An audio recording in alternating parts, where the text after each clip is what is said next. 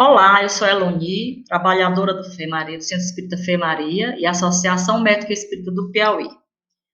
Hoje nós vamos falar do livro Obreiros da Vida Eterna, o quarto livro da coleção A Vida do Mundo Espiritual. André Luiz, Emmanuel e Chico Xavier, psicografia de Chico Xavier. Em todos os livros existe uma equipe de trabalho. Nesse livro existe uma equipe de trabalho e um instrutor. Nesse livro, o instrutor é Jerônimo. Então, a equipe é André Luiz, Jerônimo, Padre Hipólito e Luciana. E, diferentemente dos outros 3 primeiros livros, André Luiz vai trabalhar nesse livro. Bem, a equipe viaja à Terra para auxiliar na transição ao plano superior de 5 espíritos. Na realidade, esse auxílio começa a partir do capítulo 11. Vai auxiliar esses espíritos que são colaboradores de nosso lar, dedicados ao bem. A equipe ficará por 30 dias no planeta Terra. Bem, o livro esclarece o processo de desencarnação e o preparo de cada um, substituindo o medo da deusa morte pela compreensão do fenômeno natural de mudança no plano energético. Nos traz também o fenômeno mediúnico que ocorre no plano extrafísico. E uma informação muito importante, nos traz a localização do espírito no corpo físico. Onde está localizado o espírito? Então, Emmanuel começa com o título Rasgando os Véus. E nos traz que os séculos que varreram civilizações não transformaram a misteriosa fisionomia da sepultura. E os que saem da terra encontram sociedade, instituições, templos e lares, onde o progresso continua. As leis divinas são eternas, são eternas organizações de justiça e ordem, equilíbrio e evolução em todo lugar.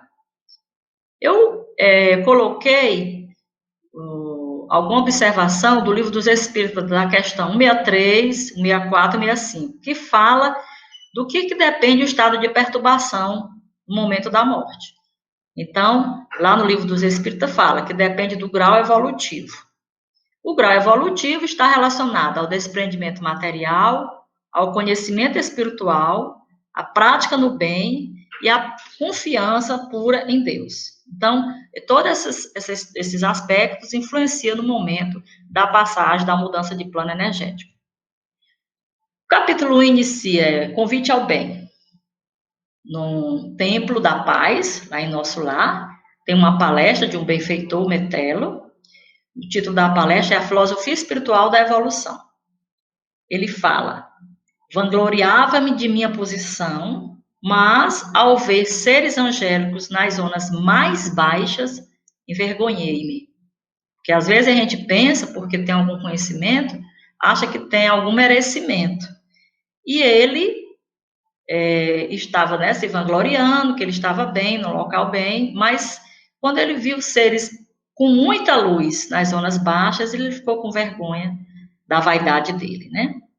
E aí ele se pergunta: como ficam os irmãos que ignoram a luz?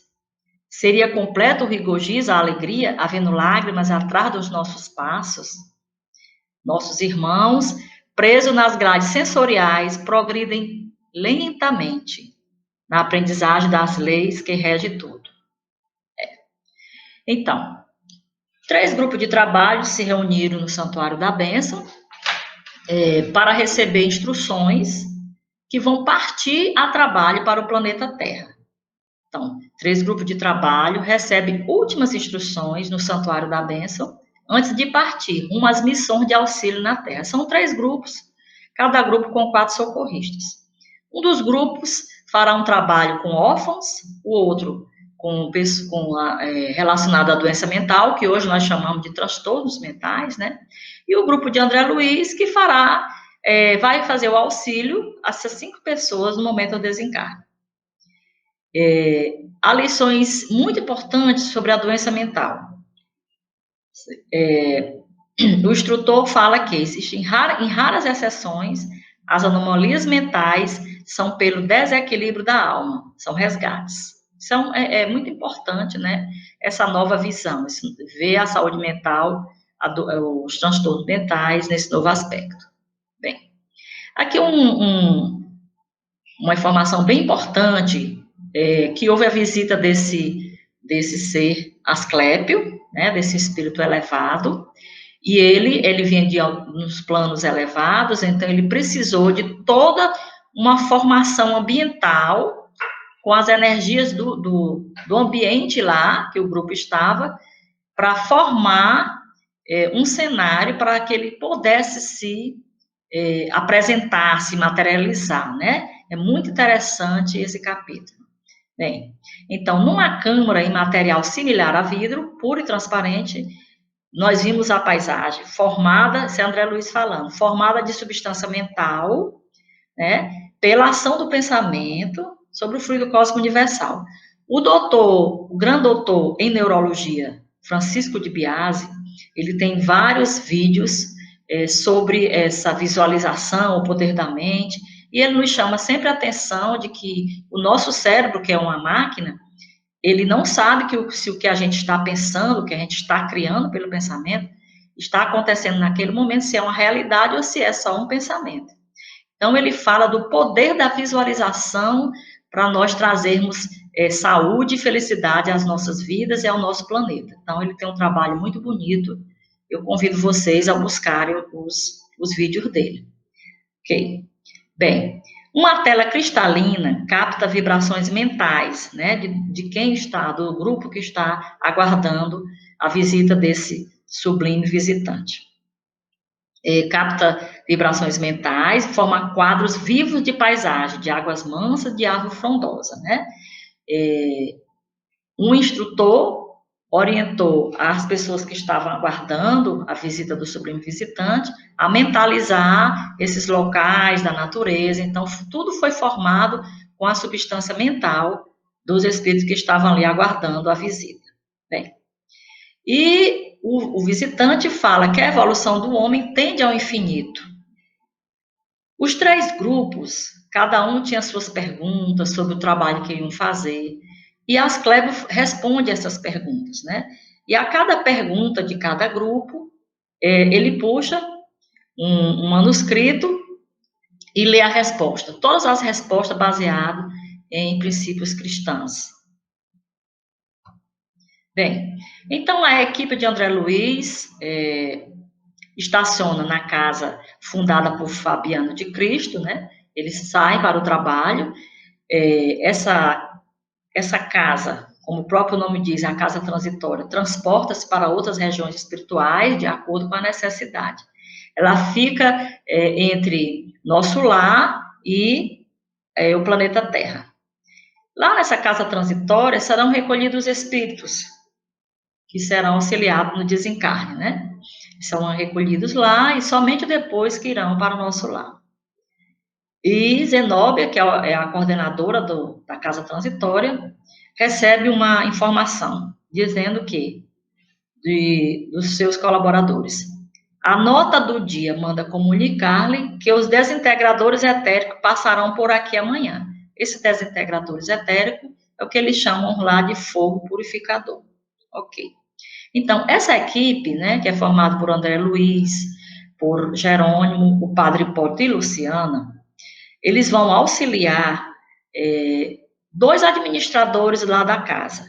É o Gotoso e a Zenóbia, que é a coordenadora. Então, eles vão ajudar Gotoso. Por quê? Porque o Gotoso era trabalhador lá da casa transitória, mas ele tinha mágoa no coração trazida da última encarnação. Ele não tinha libertado os seus sentimentos. E ele vai receber a ajuda da equipe que André Luiz faz parte. E Zenóbia precisava de ajuda para um ente querido seu, que há 40 anos era acompanhado por benfeitores. Isso aqui é muito importante a gente entender e observar todo esse acompanhamento do plano espiritual, nos auxiliando, que eles estão sempre perto, apesar de nós não percebermos, né? É importante a gente poder se ligar, a saber que existe essa ajuda e ajudar a própria equipe espiritual que quer nos auxiliar. Bem, Então, Zenóbia fala: Domenico será brevemente internado em reencarnação expiatória, porém precisarei de colaboração para trazê-lo. Luciana, que é da equipe de André Luiz, ela possui adiantadas faculdades de clarevidência. E Zenóbia precisa da ajuda dela, porque o Domenico ele não aceita a sua situação. Ele acha que é injustiçado, ele foi padre em outra vida, né? Na última vida com Zenóbia, e ele não aceita, ele acha que prometeram o céu para ele fez a parte dele, ele não aceita a situação de penúria que ele se encontra. E André Luiz, ele fica assim admirado, né? Como é que a Zenóbia dirige uma instituição, dirige a casa transitória, precisa da clarividência de Luciana? Interessante aqui que nós falamos sobre o fenômeno mediúnico em pleno plano extrafísico, né? E Jerônimo responde para André: André, não podemos edificar todas as qualidades nobres de uma só vez. Aqui eu lembro da questão 388 do Consolador, né, de Emmanuel, que ele fala da importância da nossa qualificação nas especialidades, né? Então, aqui no plano espiritual também, nós temos especialidades nos fenômenos mediúnicos. E Jerônimo diz para André que cada pessoa, né, tem seu tempo para adquirir qualidades nobres, não é de uma vez só. Bem, quem era Gotoso? Gotoso era um dos administradores que trabalhava na equipe de Zenóbia. Era um médico que na última encarnação, né, com mágoa da esposa, que jurou fidelidade. Isso aqui é muito importante, de nós não fazermos promessas, de nós não jurarmos, porque a gente não sabe o que vai acontecer no futuro. Então, a pessoa fica jurando amor eterno, e enquanto ser humano, nós somos muito suscetíveis, né, aos eventos, às intercorrências da vida. Então, médico com mágoa da esposa, que jurou fidelidade. E ao morrer, um primo seu a desposou e destruiu o bem, desestruturou tudo que ele tinha construído. E Gotuso fala para André: mais venturosa seria a vida desprovida de encantos, com pesadas disciplinas, né? Porque realmente a gente fica com muitas ilusões, muitos conceitos inadequados, né, durante nossa encarnação, e realmente, se a gente se concentrar no trabalho, a gente vai usar melhor o tempo na nossa programação reencarnatória. Então, o Gotuso, na colônia, trabalhava orientando os espíritos quanto à reforma íntima e a importante mudança de atitude mental, né? Ele disse que trabalhava quando encarnado médico no corpo físico, e ali ele trabalhava na higiene mental. E ele fala que ali naquele local, na casa transitória, que fica entre o nosso lar e a terra, o oxigênio é muito pesado. Por quê? Por influência dos pensamentos humanos. Eles recebem o impacto da atmosfera, né? E nesse capítulo a gente vê também que existem substanciosas descrições de reencarnações expiatórias que o livre-arbítrio do reencarnante não é considerado e são compelidos a aceitar o roteiro apresentado, né? Os reencarnantes não têm condição de auxiliar no projeto reencarnatório. Bem, então a equipe sai em busca de Domenico, né, a equipe de André Luiz, com Zenóbia, a equipe dela, e eles aqui apresenta a descrição de abismo, né, a região trevosa, onde espíritos se apresentam como feras, né, que é a zoantropia. E esses espíritos que querem atacar a equipe são repelidos por raios elétricos de choque. Bem, nós sabemos que o perispírito tem plasticidade e ele pode se modificar de acordo com o pensamento, né? De acordo com a ação mental, você pode se transformar no que você acredita que é. Então, é muito importante essa propriedade de plasticidade do perispírito. Bem, nesse local, nos abismos, para ajudar os irmãos que estão naquela situação, as equipes socorristas empregam o fogo depurador, a benefício dos tristes habitantes. E uma informação aqui bem importante: dentre esses habitantes lá desse abismo, existem vários religiosos, inclusive nós, espíritas, né? Isso vale para reflexões. Nós estamos só, na verdade, será se nós estamos usando todo o conhecimento para nos transformarmos, Ou será que nós estamos só usando nosso conhecimento como coach espírita, só falando para os outros e não usando para nós? Então, são reflexões importantes que a doutrina nos chama o instruir-vos e, consequentemente, o reformar, né? Bem, então Luciana auxilia Zenóbia pelo fenômeno de clarividência. E o que é a clarividência entre desencarnados? É quando o espírito desdobrado, né? Interessante isso, vê e narra as ações de um espírito sofredor, quando ele era encarnado. E esse fenômeno mediúnico é realizado com domínio. Bem, na última encarnação, ele e Zenóbia tinham compromissos diferentes. E ele a julgava mal. Então, ele ficou com mágoa de Zenóbia, se desestruturou e ele foi padre, né? Luciana vê toda a história dele e diz: usar-te a batina. Esse fenômeno aqui, ele vê o passado, o presente e o futuro. Então, ela diz: usar-te a batina, fiel à crença, mas desleal ao dever. E narra que houve o abuso sexual de várias mulheres que iam à igreja procurar ajuda. E uma dessas mulheres se mata estando grávida dele. E ele é morto por o marido de uma dessas mulheres que descobre. Ele é assassinado. Bem, então, ele ficou ouvindo aquilo e todos os seus enganos são expostos em detalhes. E ele entendeu que realmente tinha agido de forma errada. Teve uma intensa crise de choro e dor. Refletindo, diz: existe, então, justiça divina, anotando-nos as faltas? E ele recebe a resposta: nós trazemos tudo na nossa consciência, na própria consciência. Então, após toda a doutrinação, ele é socorrido e levado, né? E nesse instante, a mãe dele, Ernestina, se apresenta e se ajoelha em oração, dando graças, né? Feliz por ver o filho reconduzido. Bem, mais sobre o setor, mais sobre o local, né? Treva e sofrimento. Mais informação. Apresenta seres difformes que se arrastavam vestido de sombra, que reflete o próprio perispírito, formas controladas pela ação do pensamento. Então, o que a pessoa acha que ela se apresenta. O perispírito é como uma massa de modelar.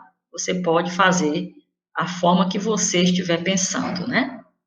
Bem, e tem a informação que no perispírito se gravam todas as experiências. Só lembrando que a porção do perispírito que fica guardada, as experiências, é no corpo causal, né? Fica lá, é como se fosse um grande porão. Então, nesses locais, os benfeitores oram.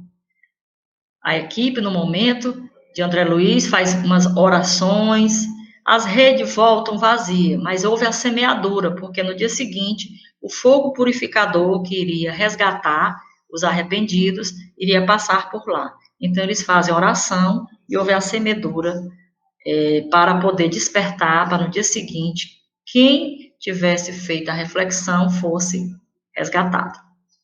E aí André Luiz fica indignado com aquele local. Ele pergunta: como Deus permite uma situação dessas? Tem a resposta de Jerônimo: isso é reação natural de comportamentos, pensamentos ou ações que estejam contrárias à lei divina. Então, nessa figurazinha, a gente vê, né, que o verde tem outro verde, o vermelho tem outro verde, quer dizer que nós atraímos o que nós produzimos mentalmente. Nós estamos sempre buscando as pessoas, encarnada ou desencarnada, que têm os mesmos sentimentos e atitudes nossas, né? Bem, e continua a orientação para André Luiz.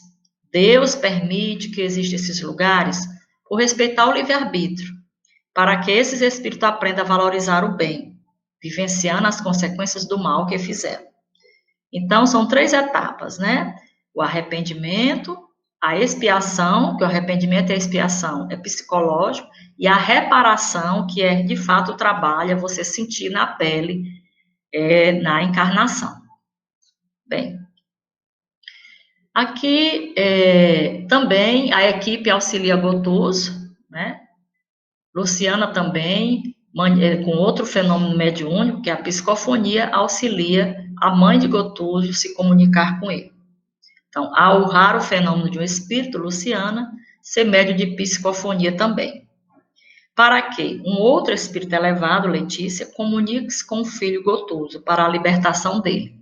Então, a mãe de Gotoso se apresenta através da psicofonia por Luciana, usando o aparelho vocal do perispírito de Luciana, e consegue doutrinar o filho para que o filho liberte o seu coração da mágoa da esposa e do primo, que ela casou novamente, né? E o primo destruiu toda a ideia dele de amor eterno, e como destruiu também seus bens materiais. E tem uma orientação bem importante aqui falando que mesmo trabalhando no bem, no caso de Gotoso, no plano espiritual, e de outras pessoas, né, que desencarnam e ficam trabalhando no plano espiritual, é necessário o resgate do equilíbrio energético na vida corpórea para que haja reparação, né, como nós falamos, são 3 estágios. O arrependimento e a expiação, que é o sofrimento psicológico, e a reparação é quando há o resgate no corpo físico, né?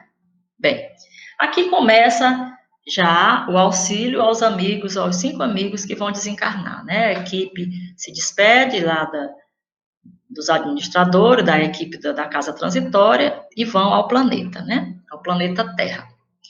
E a casa transitória fica aguardando os irmãos que irão desencarnar para acolhê-los. Bem, na crosta inicia o auxílio às desencarnações. E tem uma coisa muito importante nos chamando a atenção. A cada desencarnação tem suas particularidades, suas características. Bem, então, na casa de Dimas,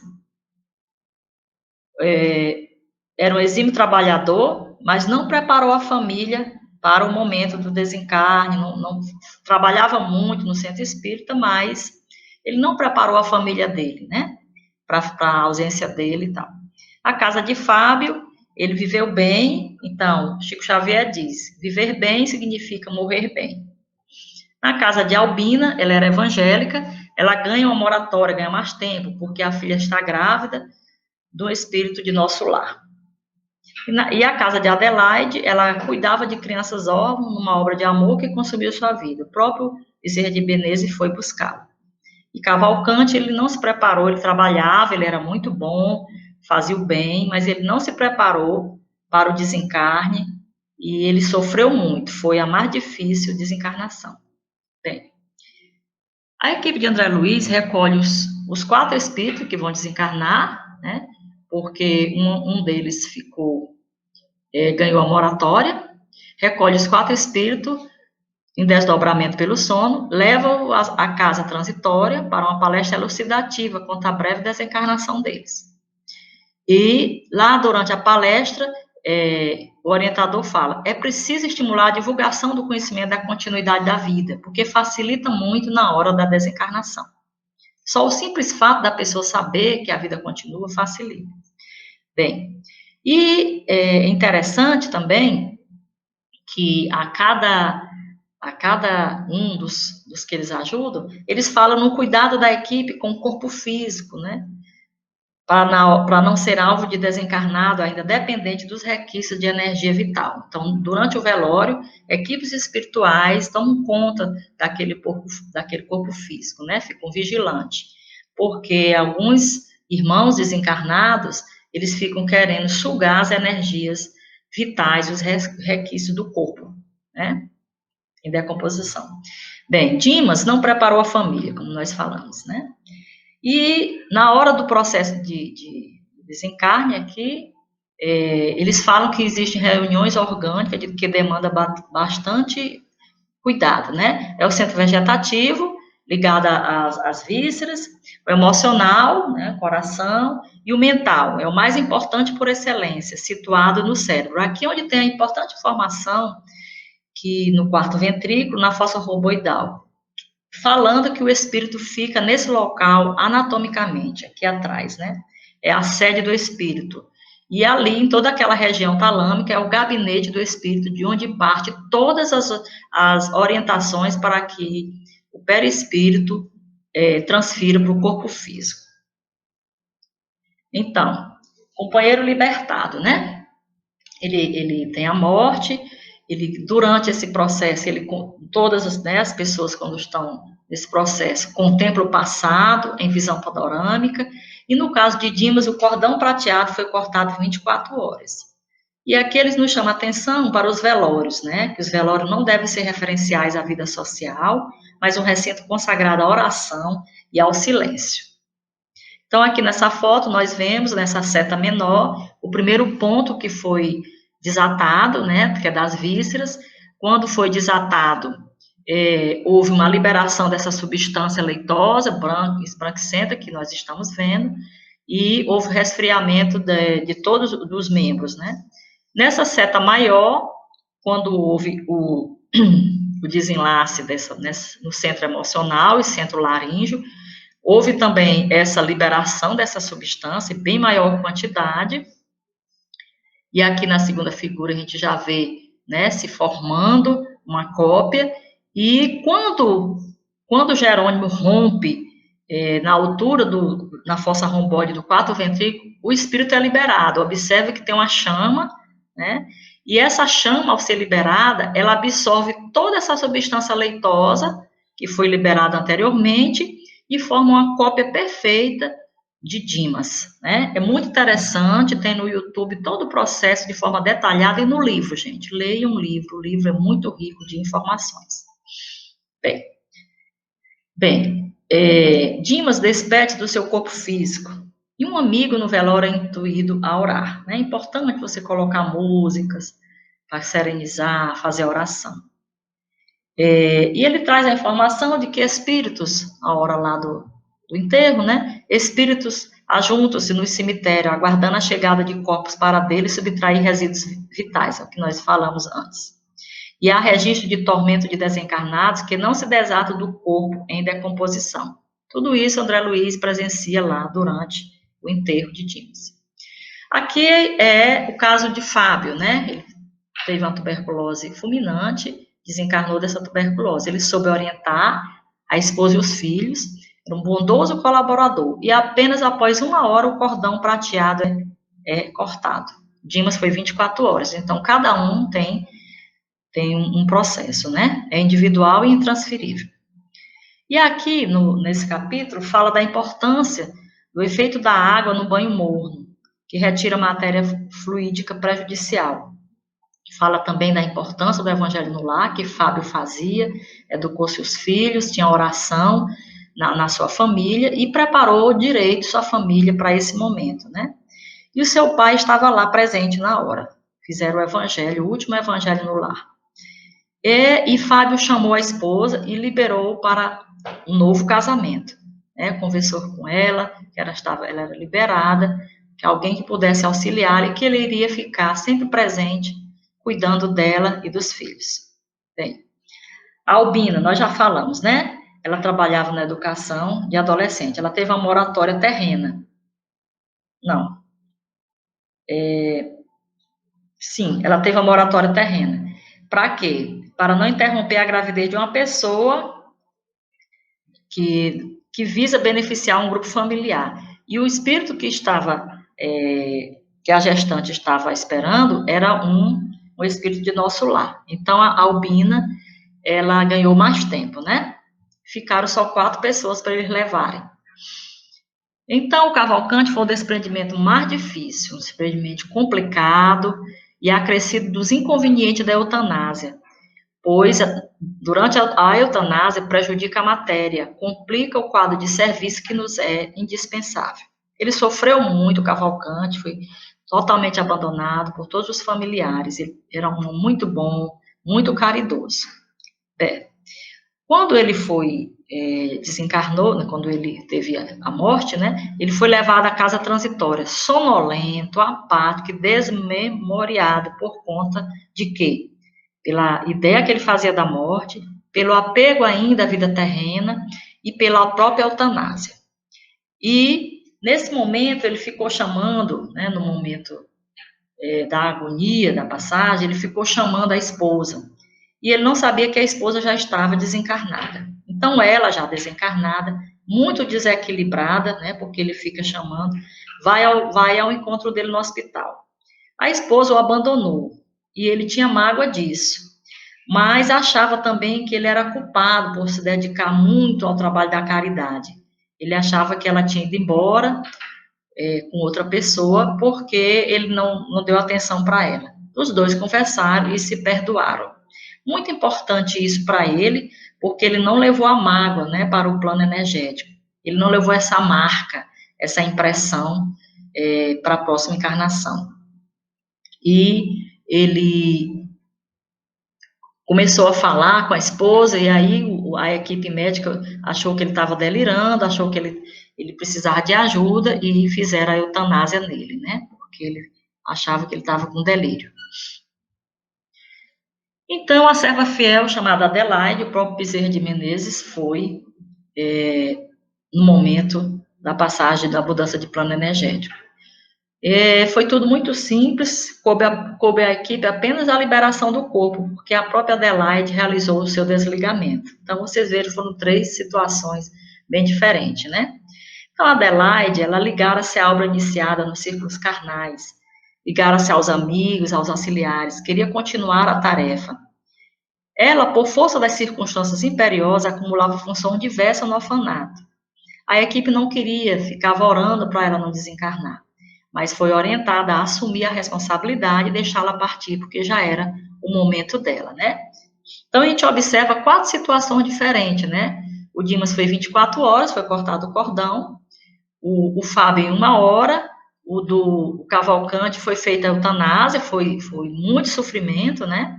E a Adelaide, ela mesma fez o corte.